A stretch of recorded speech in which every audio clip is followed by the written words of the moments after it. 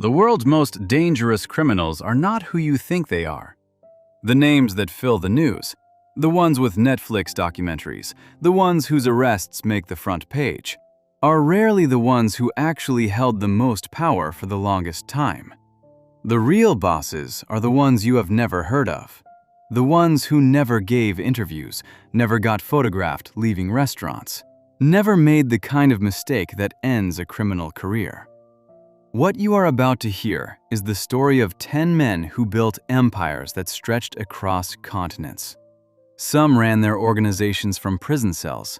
Some hid in plain sight for decades. One was protected by a country that officially denied he even existed. One was betrayed by his own partner's son after 40 years of never once being caught.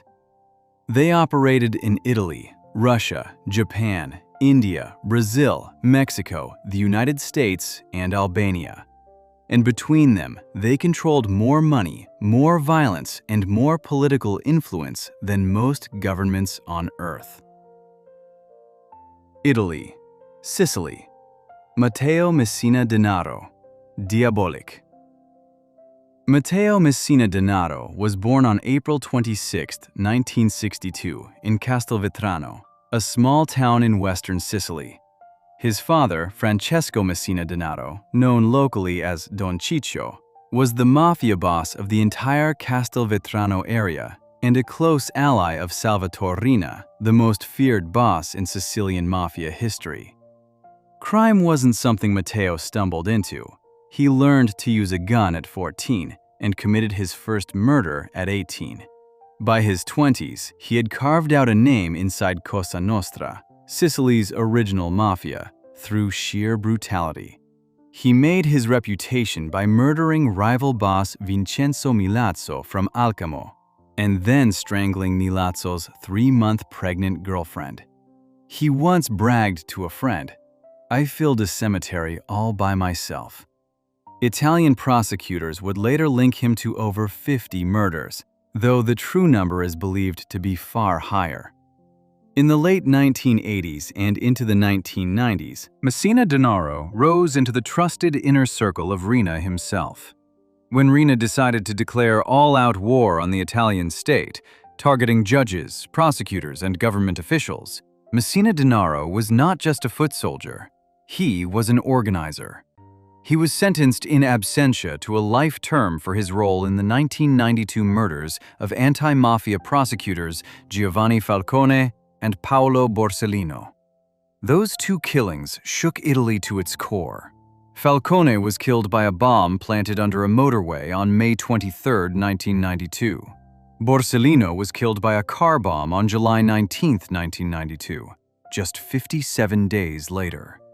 The bombings didn't stop there.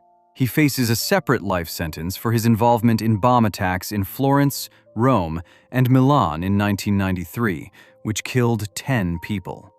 The attacks hit the Uffizi Gallery in Florence, one of the world's greatest art museums, as well as 2 churches in Rome. The message was deliberate. The mafia was willing to destroy Italian culture itself if the state didn't back down. Then came the crime that shocked even people who thought they had seen everything. In 1993, a 12-year-old boy named Giuseppe Di Matteo was kidnapped. His father had made the mistake of becoming an informant and testifying against the mafia. Messina Denaro was among those who ordered it. The boy was held in underground bunkers for 779 days. When the order finally came, he was strangled. His body was then dissolved in acid, completely, so that his family had nothing left to bury. The purpose was to send a message to every other potential informant in Sicily. Not even your children are safe. Messina Denaro became a fugitive in 1993 and stayed hidden for exactly 30 years. With the deaths of Bernardo Provenzano in 2016 and Salvatore Riina in 2017, he became the unchallenged boss of all bosses within Cosa Nostra. He ran operations in the Trapani province from the shadows, using a network of loyal associates who passed his orders along so he never had to surface. Italian police wiretapped his family's phones for years. His relatives, clearly aware they were being listened to, referred to him only in code, speaking vaguely about people with cancer and medical treatments. That slip is ultimately what got him caught. Investigators gathered the details of all male cancer patients born in 1962 near Trapani and slowly narrowed the search down to 5 suspects. One of those names was Andrea Bonafede, a fake identity Messina Denaro had been using for years. On the morning of January 16, 2023, more than 100 specialized Carabinieri agents moved on the Maddalena Clinic in Palermo, where he had a scheduled chemotherapy appointment. When officers confronted him, he didn't run. He didn't use the alias. "I am Matteo Messina Denaro," he said, likely the first time he had spoken those words in public in 30 years.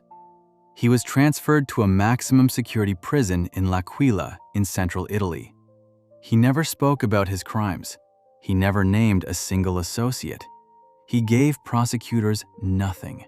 He died on September 25, 2023, 8 months after his arrest, still serving multiple life sentences, still completely silent. State radio reported simply that when he died, he took his secrets with him. His sister Patrizia had already been sentenced to 14 years in prison for Mafia association.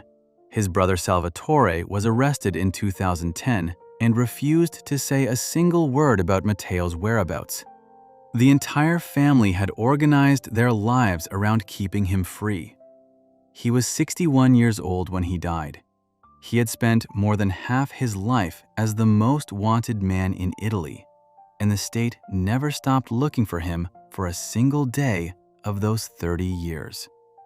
John Dickey, a professor of Italian studies at University College London and one of the world's foremost mafia experts, described him as the last surviving member of the leadership group that took control of the Sicilian mafia in the early 1980s by massacring all their rivals, and then launched a direct war against the Italian state. Every other member of that group had died in prison or been dismantled by prosecutors years earlier. He was the last one standing. Now, here's what's worth understanding. The Sicilian mafia that Messina Denaro led, Cosa Nostra, is not even the most powerful Italian criminal organization operating today. That title belongs to a group from the southern region of Calabria, a group so deeply embedded in the global cocaine trade that experts estimate it controls 80% of all cocaine entering Europe. They don't have Cosa Nostra's history or its name recognition, but they have something far more dangerous, a structure built entirely on family blood, which makes them almost impossible to infiltrate or destroy from the outside. Italy, Calabria, 'Ndrangheta, the world's most powerful mafia. The 'Ndrangheta started with eggs. In 1991, at a carnival celebration in the tiny Calabrian village of San Luca, a place so small and remote that most Italians had never heard of it, 2 young men from one clan threw eggs at young men from a rival clan. The fight that followed left 2 people dead. That single incident triggered a blood feud that would span 16 years, cross international borders, and eventually introduce the world to the most powerful criminal organization on the planet. The 'Ndrangheta, pronounced 'Undrangheta, is the Calabrian mafia, rooted in Calabria, the southernmost tip of mainland Italy. The name comes from a Greek word meaning heroism and virtue. The organization itself has existed since the 19th century, growing quietly out of rural poverty and resentment toward the Italian government. For most of its history, nobody outside Italy paid much attention to it. The Sicilian mafia got all the headlines. The 'Ndrangheta was considered a lesser, rural operation. Dangerous, yes, but not in the same league. That perception was completely wrong, and the world found out on August 15, 2007. That night, in front of an Italian restaurant near the train station in Duisburg, Germany, 2 gunmen opened fire on 6 men who had just left a birthday party. More than 70 shots were fired. All 6 men were killed. The youngest was 16, the oldest was 39. One of them was celebrating his 18th birthday that night. The killers made sure each victim was dead with a final shot to the head before disappearing into the German night. All 6 victims were from Calabria. The killings were the latest act in the feud that had started with those eggs in 1991, now being fought out in Germany, more than 2,000 kilometers from where it began. Giovanni Strangio, born in 1979 in Siderno, Calabria, was identified as one of the 2 triggermen. He fled the country and spent 2 years on the run before Dutch police arrested him in an apartment in Amsterdam in March 2009. In July 2011, an Italian court sentenced him and 7 others to life in prison for the massacre. The Duisburg massacre was the moment Europe woke up. A 2009 confidential report by the German Federal Criminal Police found that Ndrangheta families had deeply embedded themselves across Germany, owning hundreds of restaurants, operating in the real estate market in the former East Germany, and running criminal rackets across the country. The report estimated around 900 people were involved in criminal activity, with the most represented Ndrangheta family alone having around 200 members in Germany. But Germany was just one country. The Ndrangheta now operates in more than 84 countries worldwide. Its annual revenues are estimated at between 40 and 60 billion euros. To put that in perspective, that is roughly equivalent to the entire GDP of Croatia, generated entirely through crime. The reason the Ndrangheta became this powerful while the Sicilian Mafia declined comes down to one thing: structure. Cosa Nostra's weakness was that it could be infiltrated. Members turned informant. Bosses were arrested and talked. The Ndrangheta built its organization entirely around blood family. Each unit, called an Ndrina, is a family clan. You don't get in because you're tough or because you proved yourself on the street. You get in because you were born into the right family, or you married into it. This means the entire organization functions on the deepest form of trust that exists. Researchers have documented that very few Ndrangheta members have ever become informants, compared to the relatively high number who cooperated with prosecutors from Cosa Nostra and the Neapolitan Camorra. When law enforcement takes down one clan, the others continue operating. There is no single boss whose arrest collapses the entire structure. The Ndrangheta doesn't have one godfather. It has hundreds of family bosses, each controlling their own territory and criminal operation, all loosely connected under a broader identity, but impossible to decapitate with a single arrest. Their primary business is cocaine.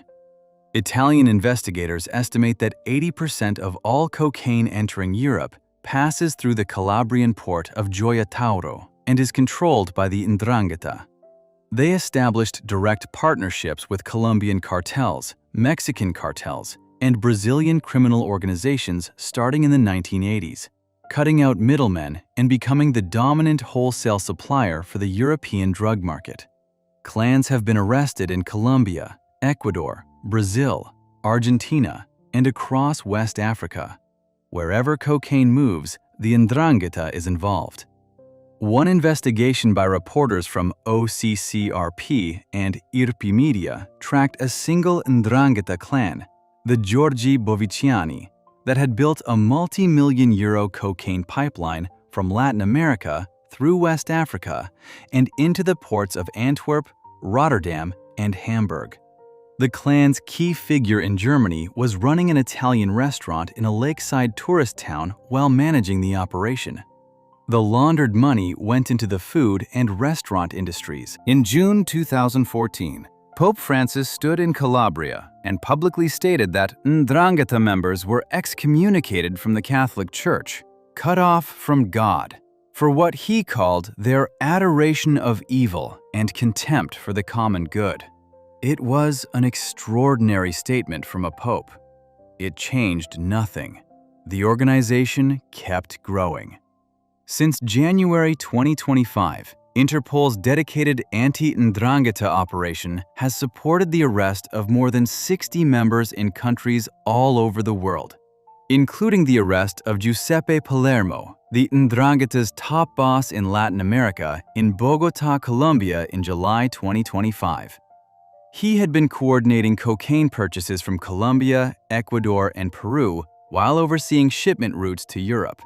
His arrest was a significant blow. But with hundreds of independent family clans operating across 84 countries, the removal of any single figure changes very little about how the organization functions tomorrow. Before we move on, if you're enjoying this analysis, please consider subscribing. It helps the channel tremendously.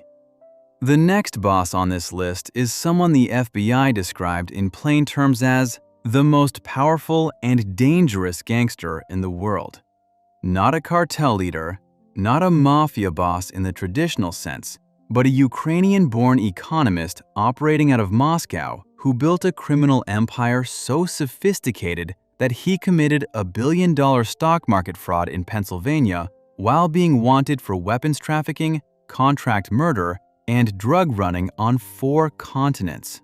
And he has never spent a single day in an American prison. Russia. Semyon Mogilovich, the brainy Don.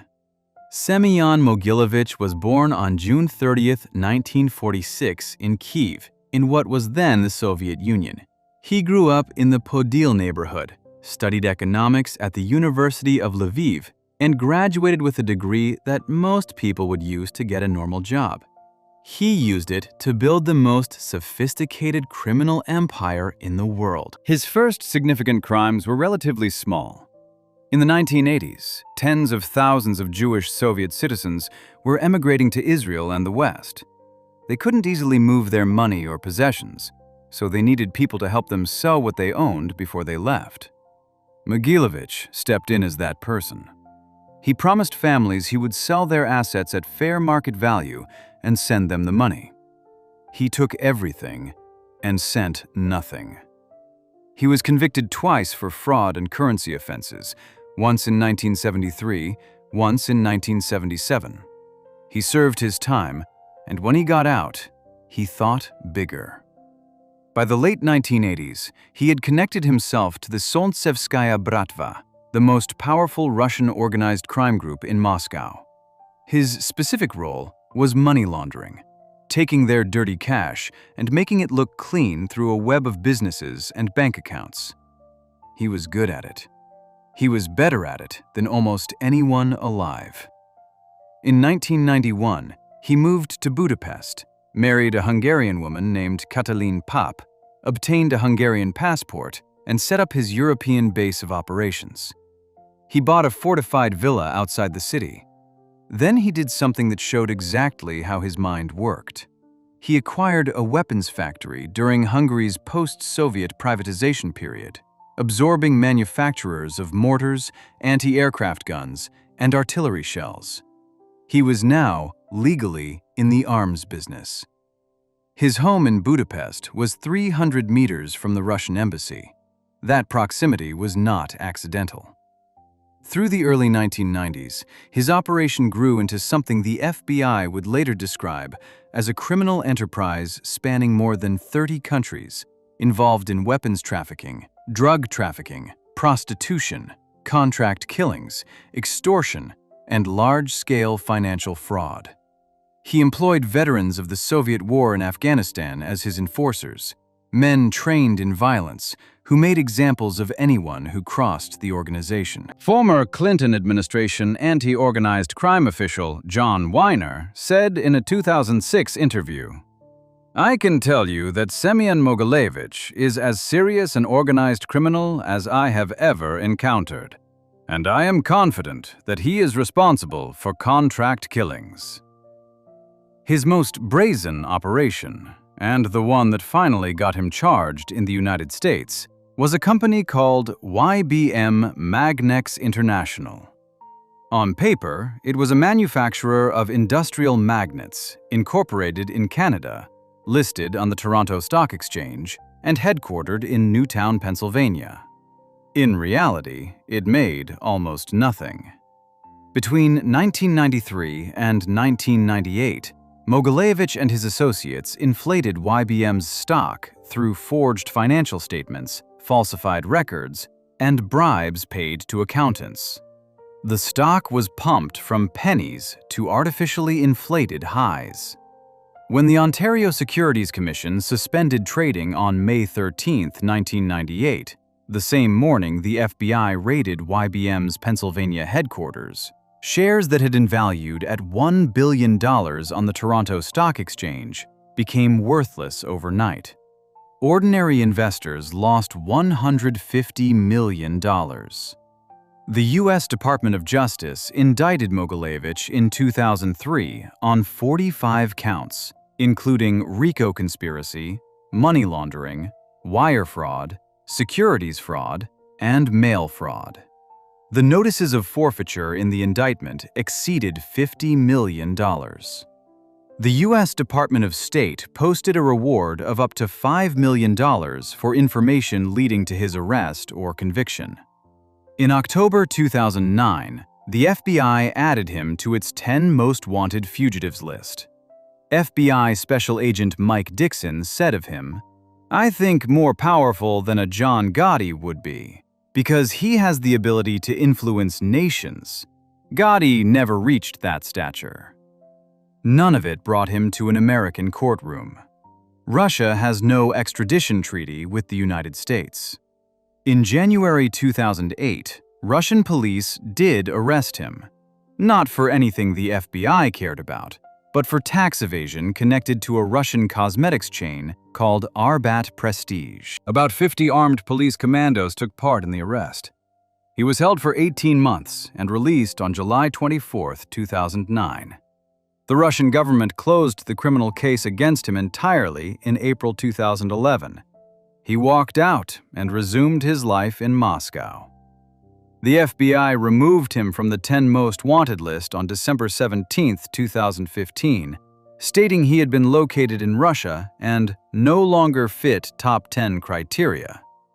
He was not captured. He was not extradited. He was simply unreachable. Alexander Litvinenko was a former officer of Russia's FSB Secret Service who defected to Britain.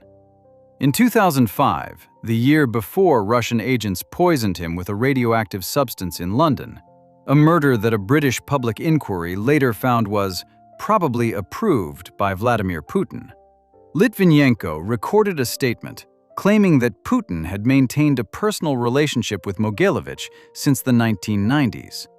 Recordings from wiretapping in the office of Ukrainian President Kuchma in 2000 captured a conversation between Kuchma and the head of the Ukrainian Security Service, who described Mogilevich as having a good personal relationship with Putin, going back to Putin's early years in St. Petersburg.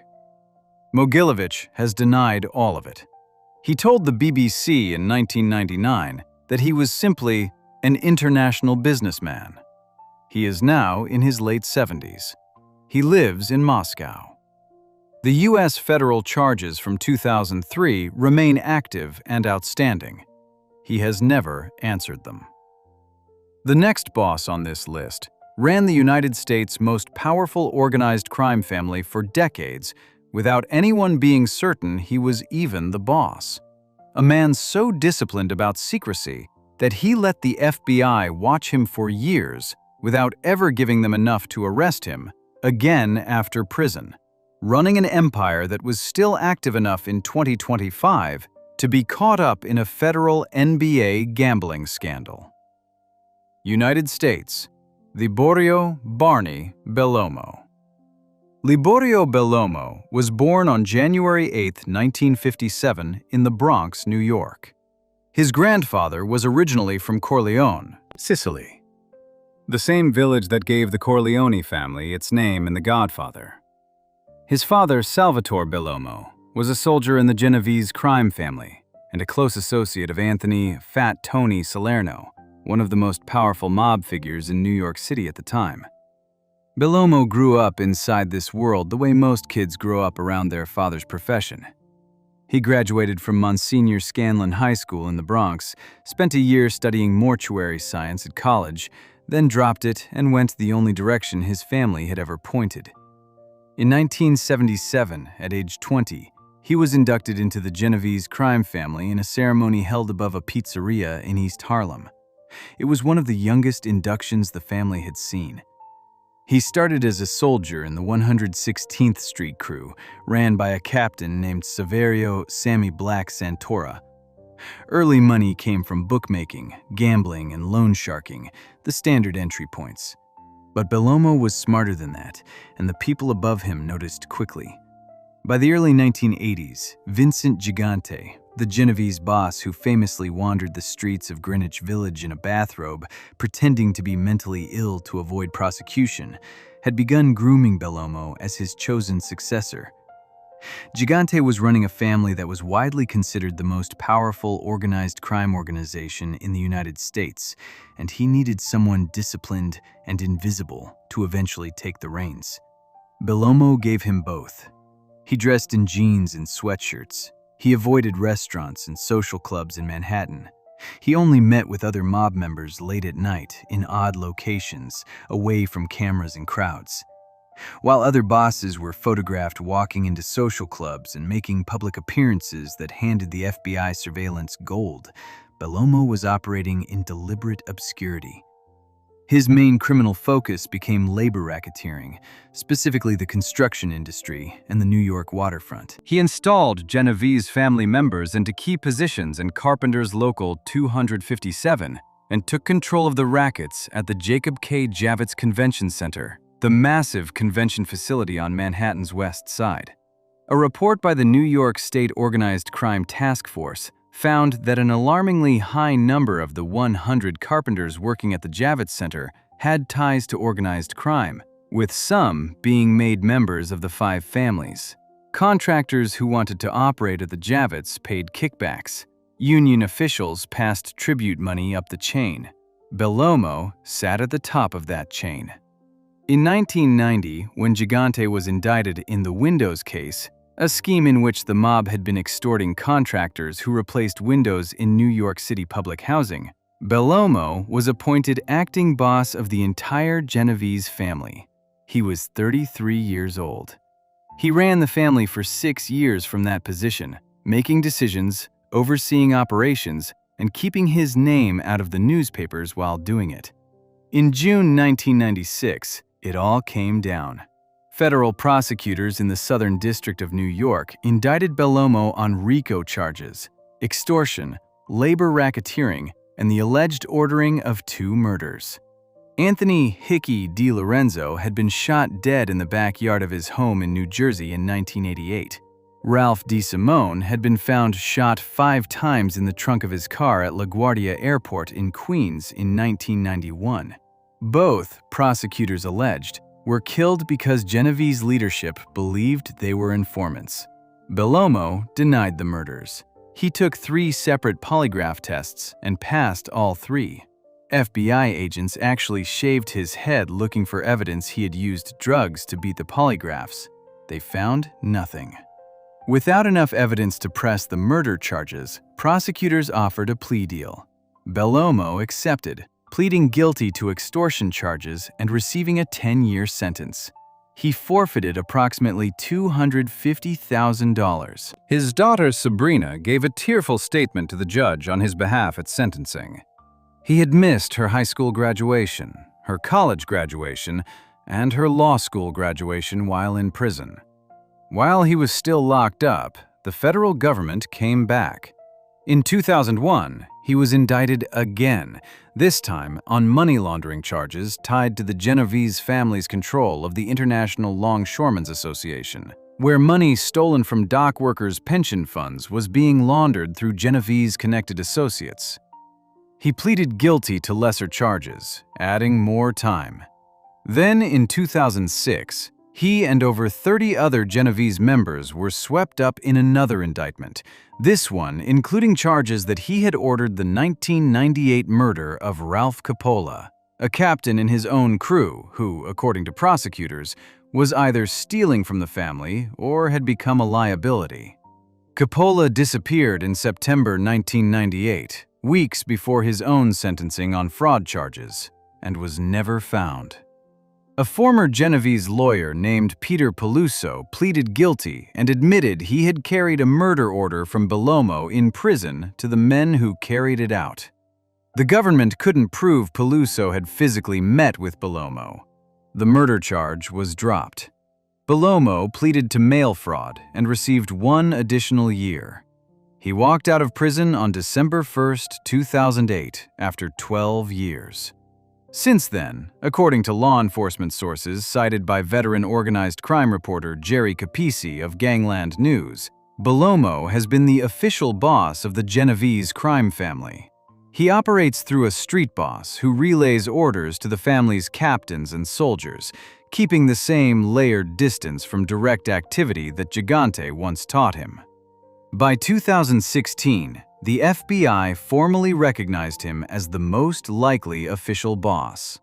The family he runs was still active enough in October 2025 that members and associates of the Genovese, Bonanno, Gambino, and Lucchese families were named in a sweeping federal indictment tied to an illegal gambling operation connected to the NBA.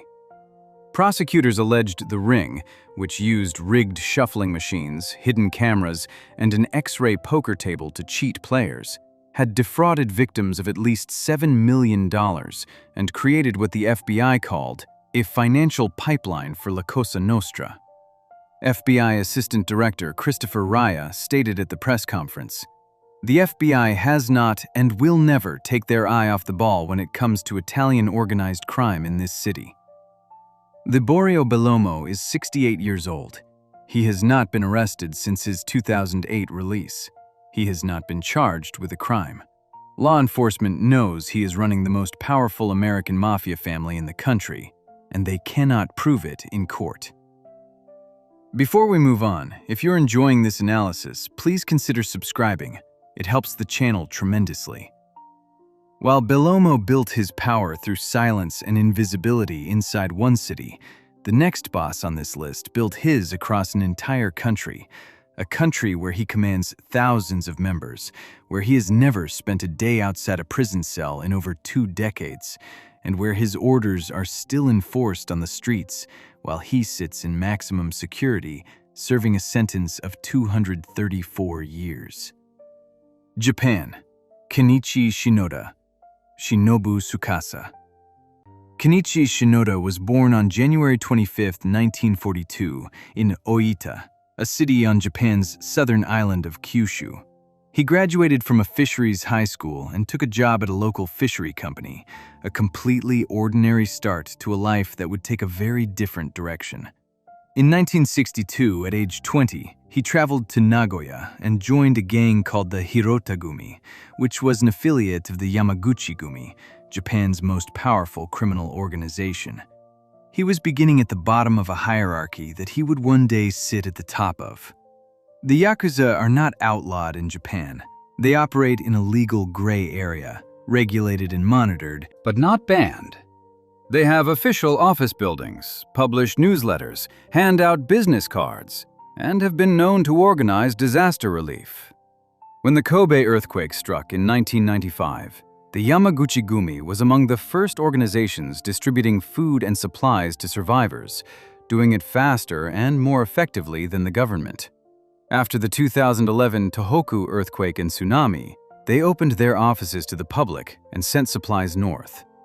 This is the world Shinoda grew up in, one where organized crime existed openly, earned respect in certain communities, and operated with a code of conduct that made it distinct from the chaotic street violence of Western gangs. But Shinoda was not a soft figure inside that world.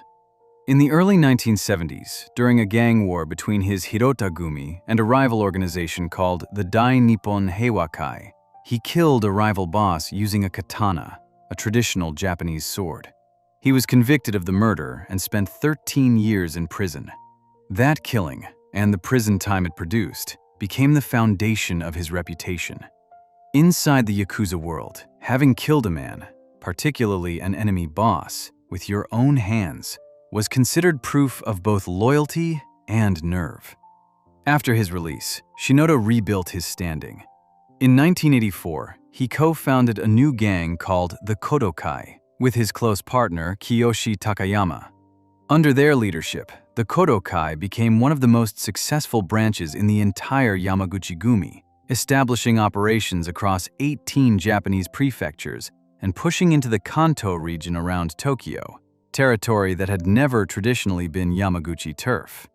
The expansion was aggressive, and it was noticed at the highest levels of the organization. During the Yamaichi War of the late 1980s, a brutal conflict between the Yamaguchi-gumi and a breakaway group called the Ichiwakai that had assassinated the fourth Yamaguchi-gumi boss in 1985.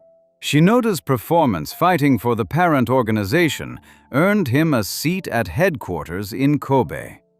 The war ended with the Ichiwakai forced to disband in 1989. Shinoda's role in that victory was a major reason for his rise. On July 29, 2005, he was named the 6th Kumicho, the supreme boss of the Yamaguchi-gumi, inheriting a 40,000-member organization from his predecessor, Yoshinori Watanabe, who retired. He was the first boss in the organization's history not to come from the Kansai region around Osaka and Kobe.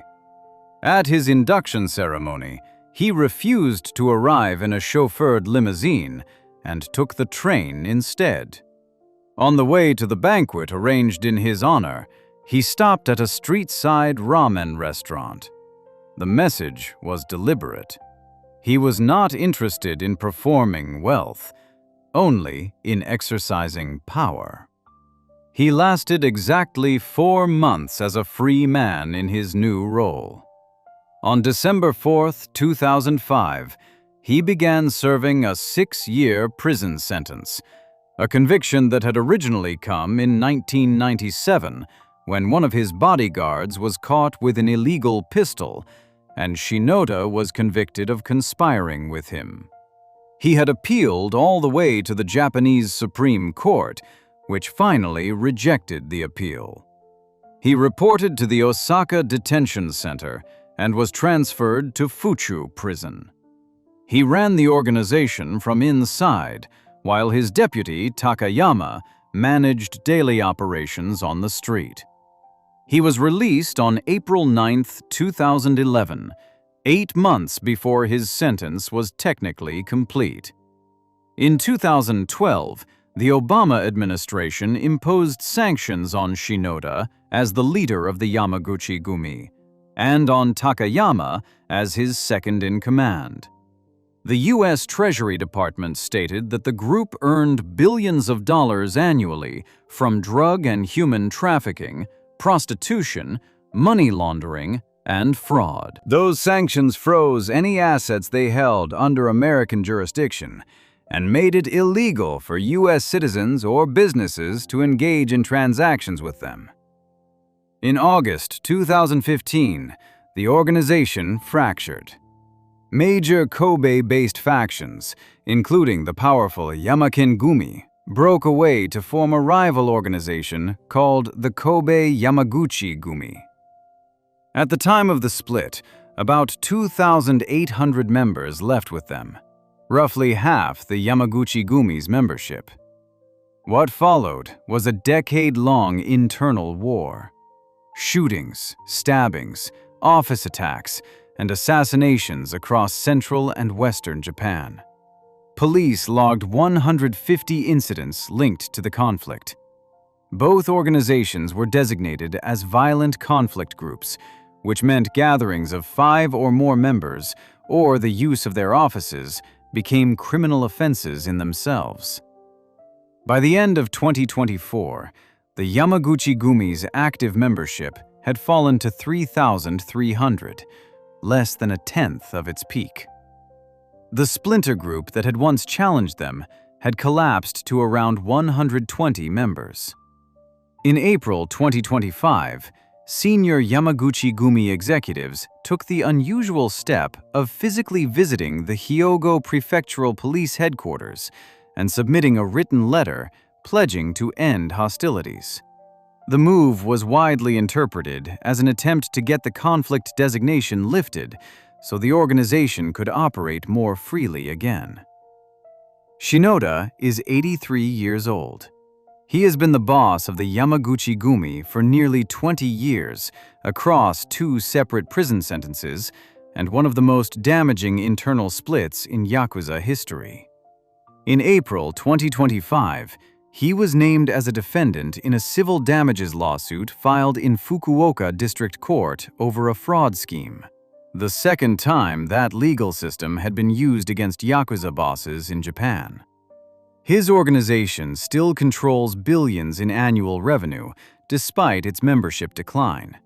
And in 2024, parts of it were linked to nuclear materials smuggling, a sign that whatever the membership numbers say, the Yamaguchi-gumi's ambitions have not shrunk. While Shinoda's organization operates in the open in Japan, with offices, newsletters, and business cards, the next boss on this list has been living underground for nearly 40 years, running a criminal empire from a country that officially denies he even exists there, using it to fund terrorist attacks that killed hundreds of people. India. Dawood Ibrahim Kaskar. Bade Sahab. Dawood Ibrahim Kaskar was born on December 26, 1955, in Khed, a small town in the Ratnagiri district of Maharashtra, India. His father, Ibrahim Kaskar, worked as a head constable with the Mumbai police.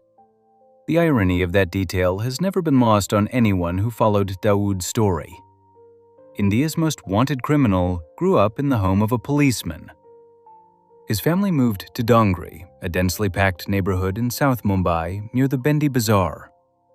Dawood dropped out of school, drifted into street crime as a teenager, and by the mid-1970s was working for local smugglers who controlled gold and silver trafficking through Mumbai's ports. India had strict import restrictions at the time, which made smuggled goods enormously profitable. Dawood and his older brother Shabir learned the business, then built their own gang. In 1976, they had a violent falling out with a smuggler named Bashu Dada.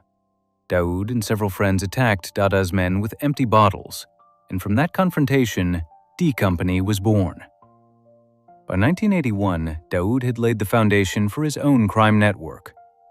By 1988, after a series of brutal gang wars, including one triggered by Shabir's murder at the hands of a rival Pathan gang, Dawood had eliminated all competition and stood as the undisputed king of the Bombay underworld.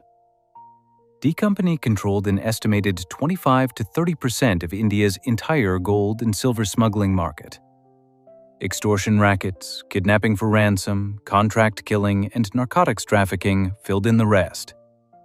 The organization reached deep into Bollywood. D Company financed films, issued death threats to producers who didn't cooperate, and in 1997, D Company associates murdered Gulshan Kumar, the founder of the T-Series music label, outside a temple in Mumbai with 16 gunshots after he refused to pay extortion money. Dawood himself had long since relocated. Sometime around 1984 or 1986, he left India for Dubai, where he lived openly, attending India-Pakistan cricket matches in Sharjah, throwing parties attended by Bollywood stars, and running his criminal empire from the UAE. He was well connected enough that Dubai authorities left him alone for years. That comfort ended because of what happened in 1992. In December 1992, a 16th-century mosque called the Babri Masjid in Ayodhya was demolished by Hindu nationalist mobs. The riots that followed across India killed over 900 people, most of them Muslim. Pakistani intelligence, the ISI, approached Daoud through a series of meetings in Dubai, attended by Daoud's brother Anis Ibrahim and a fellow criminal called Tiger Memon. The ISI offered Daoud a deal. Use your existing smuggling routes, the same networks of corrupt police and customs officials who moved your gold and silver, to traffic explosives into Bombay. In return, Pakistan would give him, his family, and his associates permanent safe haven. Daoud agreed. Nearly 1,400 kilograms of RDX plastic explosive was smuggled by sea to the Raigad coast in February 1993. Members of D Company and local recruits were sent to Pakistan for training. The plan was finalized. On March 12, 1993, at 1:30 in the afternoon, a car bomb detonated in the basement parking of the Bombay Stock Exchange. Over the next 2.5 hours, 12 more bombs went off across the city, at hotels, a market, an airline office, and the passport office. A total of 257 people were killed, and more than 1,400 were injured. It was the deadliest terrorist attack in Indian history at that point. Indian investigators identified Daoud as the principal coordinator within weeks. As Dubai began cooperating with Indian extradition requests under diplomatic pressure, Daoud fled to Karachi, Pakistan around 1994. He has not left Pakistani territory since, according to Indian intelligence agencies, the FBI, and multiple international records. Pakistan has officially denied his presence for over 30 years. In October 2003, the United States designated Daoud Ibrahim a specially designated global terrorist under Executive Order 13,224. In June 2006, he and D Company were listed as international drug traffickers under the U.S. Kingpin Act. The United Nations Security Council placed him on its consolidated sanctions list as well. In 2011, the FBI ranked him second on its list of the world's 10 most wanted fugitives. The U.S. has a bounty of $25 million on his head. In 2015, Daoud's estimated net worth was $6.7 billion.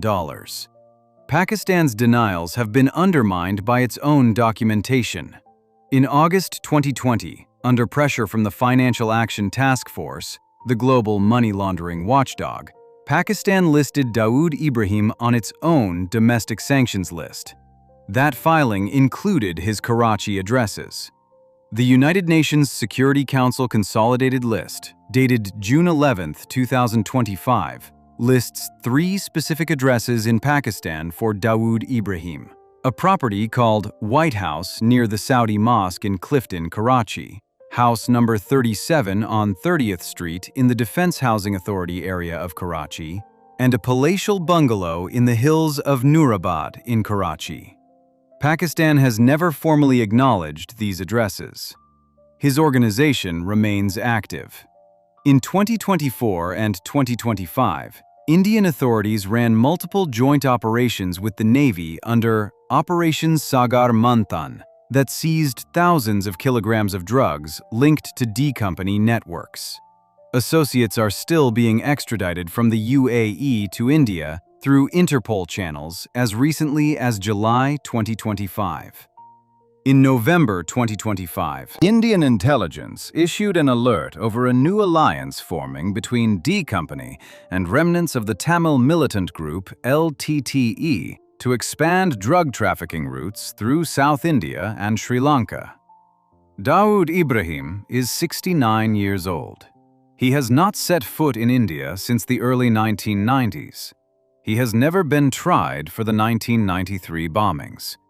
Whether he is still personally directing operations, or whether D Company now runs largely on its own infrastructure and momentum, is not publicly known. What is known is that the UN still lists his Karachi addresses, India still wants him, and Pakistan still says he is not there. Before we move on, if you're enjoying this analysis, please consider subscribing. it helps the channel tremendously.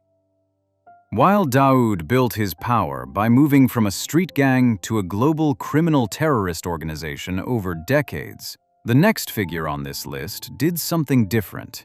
He started as a law student, combined it with paid assassination work, escaped from prisons in 4 different countries, and built Europe's most sophisticated cocaine trafficking network entirely from the outside. Albania.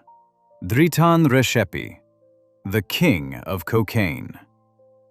Dritan Recepi grew up in Albania during one of the most chaotic periods in that country's modern history. Albania had spent decades under one of the most brutal communist dictatorships in Europe, run by Enver Hoxha. When the regime collapsed in the early 1990s, the country had no functioning institutions, a destroyed economy, and almost no rule of law. Recepi was a teenager when that chaos peaked, and he stepped straight into it. The specific details of his early criminal career are contested. Recepi himself has denied various accusations over the years, but the court record is clear enough. In 1998, when he was approximately 19 years old, he was involved in a shooting at a bar in Fusha. 2 people were killed, one of them a police officer named Arben Keçi, and another officer named Durin Kazmi. Albanian authorities described him at the time as the first paid contract killer in the country's post-communist criminal history. A Tirana court convicted him in absentia in 2013 and sentenced him to 25 years in prison for those murders. In 2005, despite being a wanted man, Recepi enrolled to study law at a university in Tirana. He never completed the degree. In January 2006, Albanian police arrested him at one of the capital's most expensive hotels, found with an illegal weapon. He was transferred to the police headquarters in Durrës for questioning. During a break in the interrogation, an officer left his cell door unlocked. Recepi walked into the hallway, told a surprised officer, "They're done with me," and walked out of the building. That was his first escape. Over the next 5 years, he moved across Europe, leaving a trail of arrests, convictions, and breakouts that became the stuff of criminal legend. In 2008, Dutch police arrested him in the Netherlands and extradited him to Italy, where he was already convicted of cocaine trafficking charges. In 2010, the Florence Court of Appeal sentenced him to 16 years in prison for participating in a structured criminal group and drug trafficking. He served 1 year of that sentence before acting. In April 2011, inside Voghera prison in the province of Pavia, south of Milan, Recepi and 2 other inmates used a hacksaw to cut through the bars on a corridor window. They lowered themselves to the ground using bedsheets tied together, walked into a rural area, stopped a car at the roadside, dragged the driver out, and disappeared. A few months later, he was arrested in Spain. Instead of going back to Italy, he was extradited to Belgium, where the Court of Appeal had previously convicted him of violent robbery. Belgium put him in the high-security prison at Merksplas, near Antwerp. He escaped from that one too, on October 2, 2011, by climbing over the surrounding wall. Belgium's Minister of Justice later acknowledged to the press that the prison had only 2 guards managing 120 prisoners. After the Belgian escape, he went underground in the Netherlands for a period, then surfaced in the United Kingdom. Scotland Yard published his photo and named him one of the 17 most dangerous foreign nationals in the country. British police couldn't find him. He left for South America. Ecuador became the base from which everything that followed was built. Recepi connected with a man named Cesar Emilio Montenegro Castillo, known as Don Monte, who had direct links to Colombian cocaine producers, specifically a network previously associated with the Norte del Valle cartel. The deal was straightforward. Recepi's Albanian criminal contacts in Europe would receive the cocaine at the ports of Rotterdam and Antwerp. Monte's people would supply it. The arrangement was a 50-50 split. For every kilogram Reshepi transported through the pipeline, his partners added a kilogram of their own, doubling the load at no additional logistical cost. Cocaine bought at around $4,000 per kilogram from South American suppliers was resold in Rotterdam and Antwerp for between $22,000 and $24,000 per kilogram. In June 2014, Ecuadorian police arrested Reshepi in Quito during a drug operation that seized 278 kilograms of cocaine. He had changed his appearance and was traveling under a different name. It took more than a month for fingerprints to confirm who he actually was.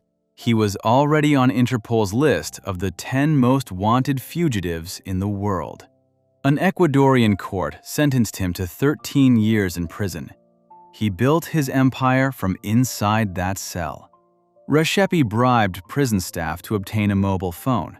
From the Guayaquil prison, then from the Latacunga prison where he was later transferred, he organized shipments, issued orders, and kept the entire network running. Italian investigators, working with Albanian prosecutors, tracked his communications as part of a 5-year operation codenamed Los Blancos. What they mapped was an organization they named Compañía Bello, a cartel comprising 14 separate Albanian criminal gangs active across Ecuador, the Netherlands, Belgium, Albania, and Italy.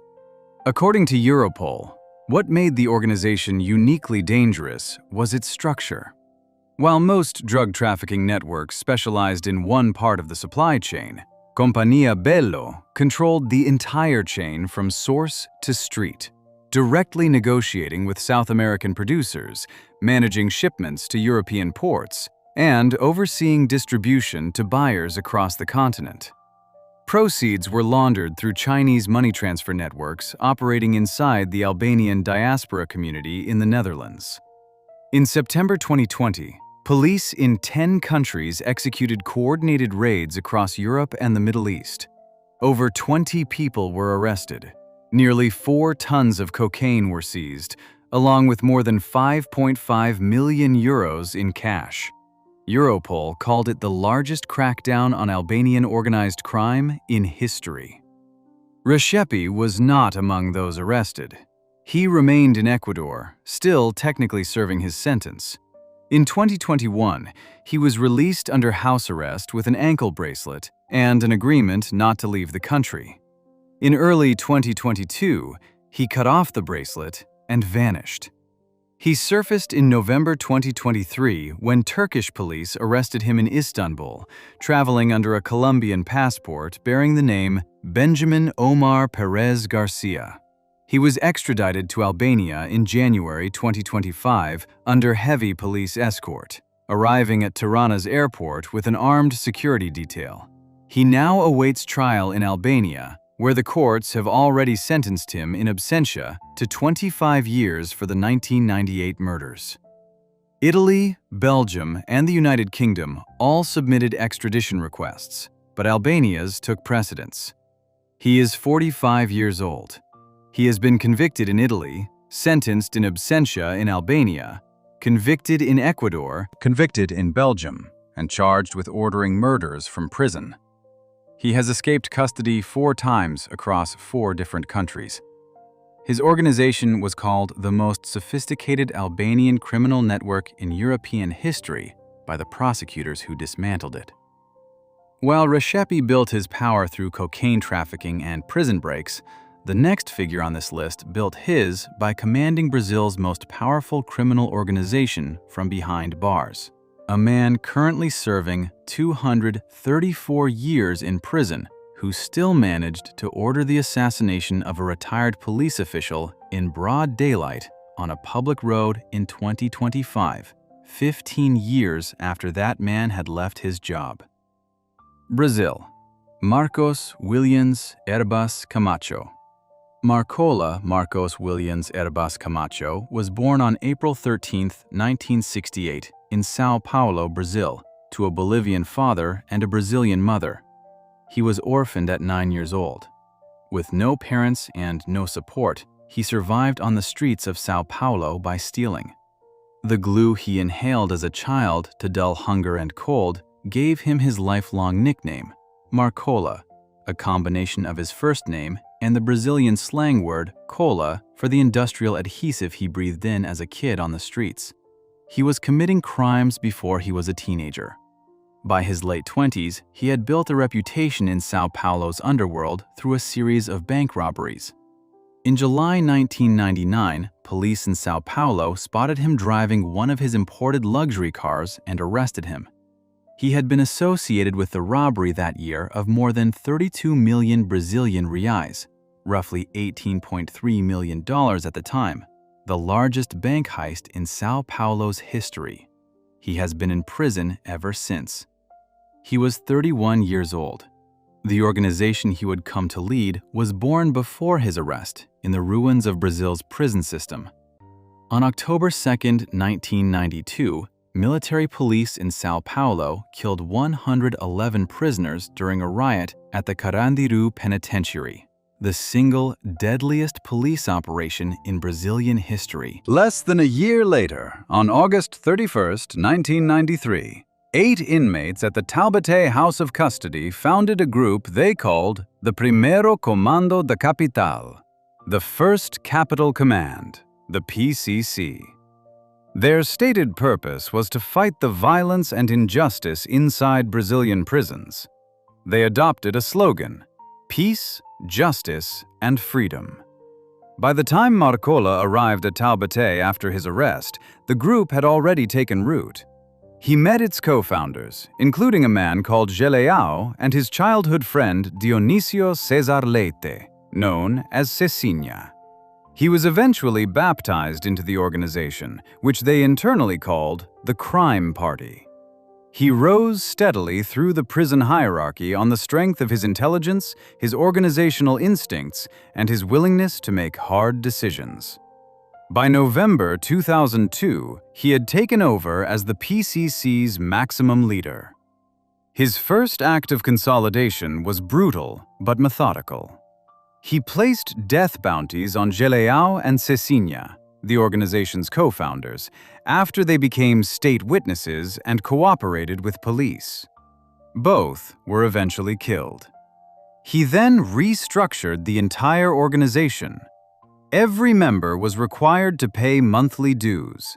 The money went to paying lawyers for imprisoned members, providing financial support to members' families, purchasing drugs and weapons, and bribing prison guards and police officials. He wrote what became known as the Devil's Code, a formal code of conduct that all PCC members were required to follow, with the death penalty as the stated punishment for breaking the rules. Inside his prison cells over the years, guards searching his belongings found copies of Sun Tzu's The Art of War, Machiavelli's The Prince, 2 biographies of Che Guevara, and multiple political manifestos. He claimed to have read more than 3,000 books during his time in prison. He was not running the PCC like a street thug. He was running it like an executive. The event that turned Marcola into a name the entire country knew happened in May 2006.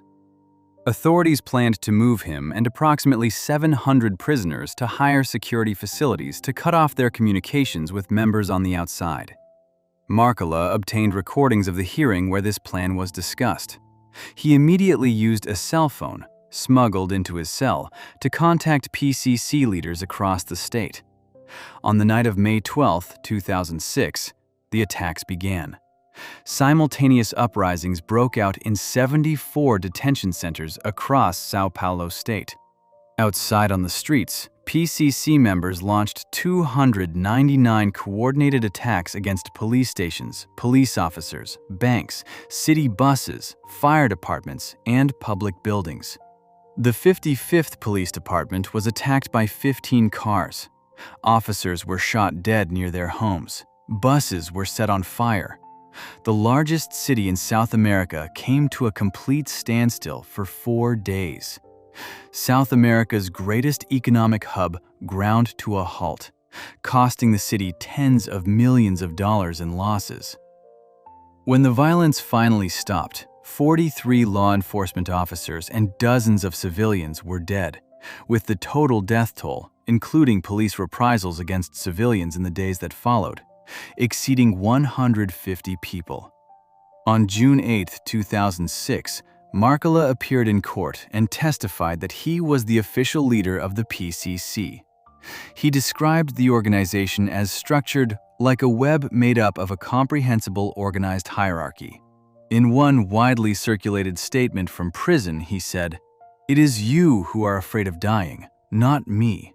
As a matter of fact, here in jail, you cannot come in and kill me, but I can order to kill you out there." Brazilian authorities spent the following years trying to neutralize him by moving him between prisons and placing him in long-term isolation. In 2014, officials discovered the PCC was planning to rescue him using a helicopter painted to look like a military aircraft. He was immediately relocated.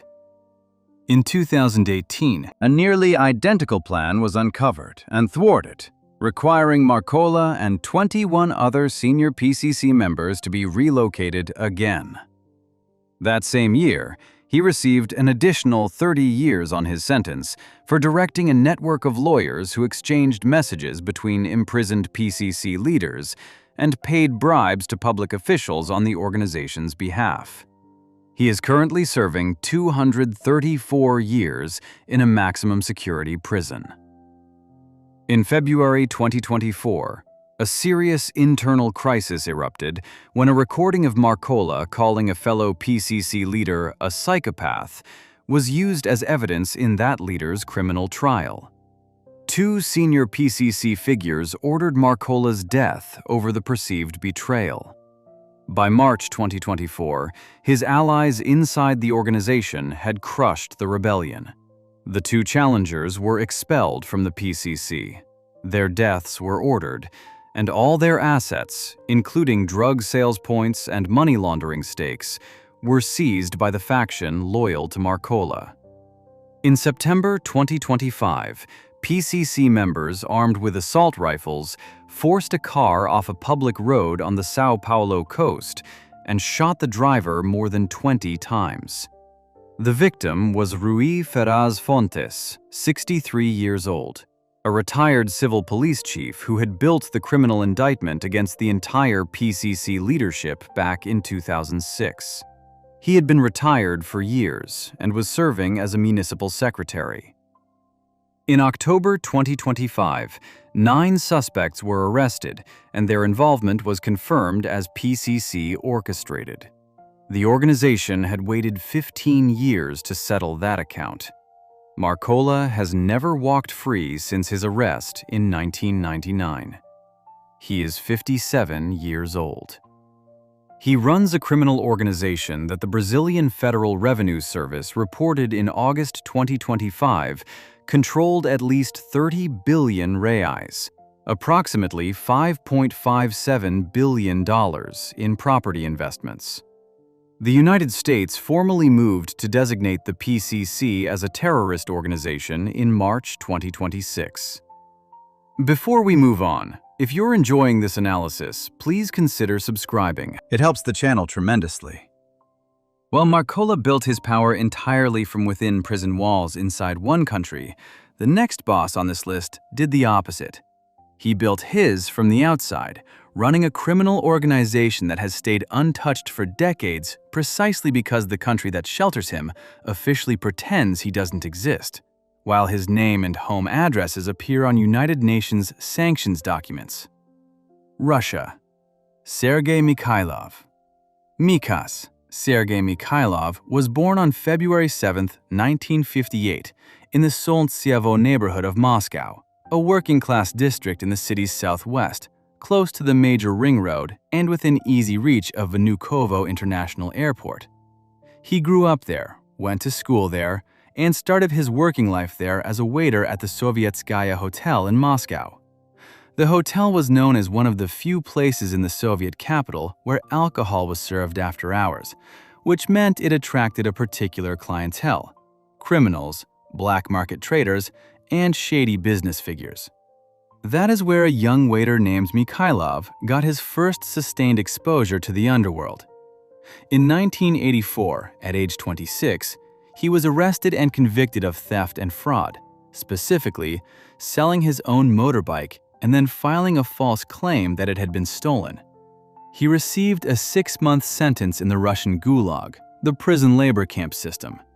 6 months was not long, but the contacts he made inside lasted considerably longer. When he came out, he reconnected with 2 brothers he had known from his neighborhood, Viktor and Alexander Avrin, who were ex-boxers and small-time criminals. Together, they began building something bigger. By the late 1980s, with the Soviet Union beginning to fracture and central authority weakening across Russia, Mikhailov and the Avrins had formed the Solntseevskaya Brotherhood, named after the district where they all grew up. The timing was important. As state control collapsed and the Russian economy lurched toward a chaotic version of capitalism in the early 1990s, every legitimate business needed protection from criminal groups, and every criminal group was competing for territory.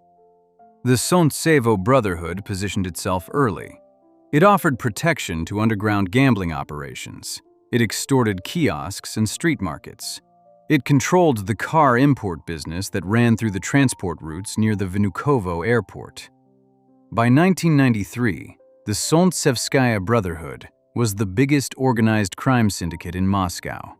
It had approximately 5,000 members structured into brigades, each brigade headed by a captain, each captain answering to the core leadership of Mikhailov and the Avrins. In the early 1990s, it went to war with the Chechen Mafia over territory in the city. A gun battle at a cinema called the Kazakhstan Theater left 6 Chechens and 4 Russians dead. The Solntseevskaya, allied with other Slavic criminal groups, eventually drove the Chechens out. Mikhailov made a deliberate decision that separated him from the traditional Russian criminal world. The vori v zakone, thieves in law, were Russia's old-school criminal elite, operating by a strict code that included rejecting all cooperation with authorities, refusing to marry, and never holding legitimate jobs. Mikhailov rejected all of it. He called himself a businessman, not a criminal boss. He wore expensive suits. He put his children in private schools. He bought a castle near Geneva. He drove a Rolls-Royce and spent approximately $15,000 per month on clothing. By the mid-1990s, Swiss banking documents indicated that Russian criminal groups had laundered around $60 billion through Swiss banks, and Mikhailov was at the center of much of that activity. In May 1995, Czech police raided what was advertised as a birthday party for Viktor Avrin at a Prague restaurant called U Holubu, a venue owned by Semyon Mogilovich, who had been the Solntseevskaya's money laundering partner in earlier years. Police had received information that the Solntseevskaya planned to kill Mogilovich at the party over a dispute involving $5 million. When police arrived, they detained 200 guests and expelled 30 from the country. Mogilovich had been tipped off in advance and never appeared. In October 1996, Swiss authorities arrested Mikhailov at Cointrin Airport in Geneva on charges of using false documents and violating a law that restricted foreigners from buying property. His villa in the canton of Vaud, purchased for 800,000 Swiss francs at the end of 1995, was at the center of the case. At his mansion, police found Israeli military-grade bugging equipment capable of intercepting secret Swiss police radio transmissions. The trial that followed, held in Geneva in 1998, was conducted under unprecedented security. Witnesses arrived with police escorts. One key prosecution witness, Vadim Rosenbaum, was shot dead at his home in the Dutch town of Oorschot before he could testify. Swiss prosecutors assembled 90 witnesses and pressed the case over 15 days. The Russian government, when asked to provide documents that would confirm Mikhailov's leadership of a criminal empire, refused to cooperate. Without that evidence, the Swiss jury acquitted him on the most serious charges. He had already served 2 years awaiting trial, and the minor charge he was found guilty of carried no additional sentence. He walked out of court in December 1998, thanked the jury while crying, and flew back to Russia. He then sued the Canton of Geneva for income lost during his 2 years of detention, and won. In July 1999, a Geneva court awarded him the full amount he had claimed. A federal court later ordered the canton to pay him 800,000 Swiss francs in compensation, along with 10,000 francs toward his legal expenses. According to a 2010 U.S. State Department cable published by WikiLeaks, the Solntsevskaya Brotherhood continued racketeering operations under the protection of the FSB, Russia's Federal Security Service, the successor organization to the KGB. A 2012 cable cited experts saying the FSB provided the real cover for the Solntseva group. In 2014, a report from the Naval Postgraduate School noted that members of the Solntseva group had been connected to a 1994 attempt to sell 27 kilograms of uranium-238 for $1.5 million. Guinness World Records has listed the Solntsevskaya Brotherhood as the largest criminal organization in terms of annual revenue, citing a Fortune magazine estimate from 2014 of $8.5 billion per year. Mikhailov has maintained a studied public presence in Russia, presenting himself as a legitimate businessman. He has never been convicted of any organized crime charge. On his personal website, he posted photographs of a presidential wristwatch bearing Vladimir Putin's signature and the Russian state eagle, claiming it was awarded to him by Putin on May 14th of that year, a claim the Kremlin denied without further explanation. Viktor Averin, his co-founder and longtime second-in-command, drowned on December 20th, 2025, after a boat capsized in icy conditions at a marina in the Mytishi district near Moscow. Mikhailov is 67 years old. He has never been convicted in Russia of any criminal offense related to the organization he is widely acknowledged to lead. The last boss on this list is someone who, unlike every other figure in this video, built his power not through a street gang, not through prison, and not through violence, but through a single criminal act so bold and so unprecedented that it made him the most wanted financial criminal in American history, while he sat completely untouchable inside the country that was supposed to be his enemy. Mexico. Ismael El Mayo Zambada. Ismael Mario Zambada Garcia was born on January 1, 1948, in the state of Sinaloa, Mexico. He grew up farming, learning the land, the crops, and the terrain of the Sierra Madre Mountains that cut through Sinaloa, Durango, and Chihuahua. That triangle of mountains, known as the Golden Triangle, would become the most important drug-producing geography in the Western Hemisphere. Zambada grew up inside it. He left school after 6th grade. In a statement he gave to a Brooklyn federal court in 2025, he acknowledged that his involvement with illegal drugs began when he was a teenager, and that he first planted marijuana in 1969. He started at the bottom, smuggling small quantities of drugs for established criminal networks in the 1970s and early 1980s. He was not yet a boss. He was learning logistics, how drugs moved, where borders were weak, how money flowed back. He built relationships slowly and carefully, operating inside the network of the Guadalajara cartel, which at that time controlled most of Mexico's drug trade, under a man named Miguel Ángel Felix Gallardo. In 1989, Mexican authorities arrested Felix Gallardo, and his entire organization fractured. The territories and routes were divided among his lieutenants. Zambada was one of them. He emerged as a co-leader of what became the Sinaloa cartel, alongside Héctor Luis Palma Salazar.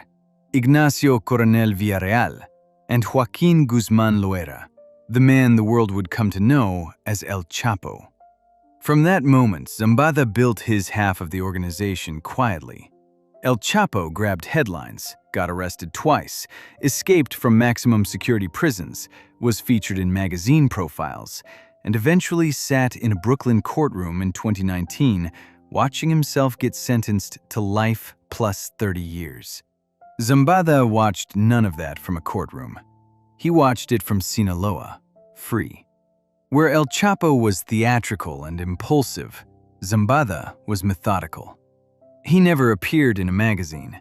He never granted interviews until 2010, when he agreed to a single sit-down with the Mexican publication Proceso, but only on his terms, in a location of his choosing, with his armed men surrounding the meeting.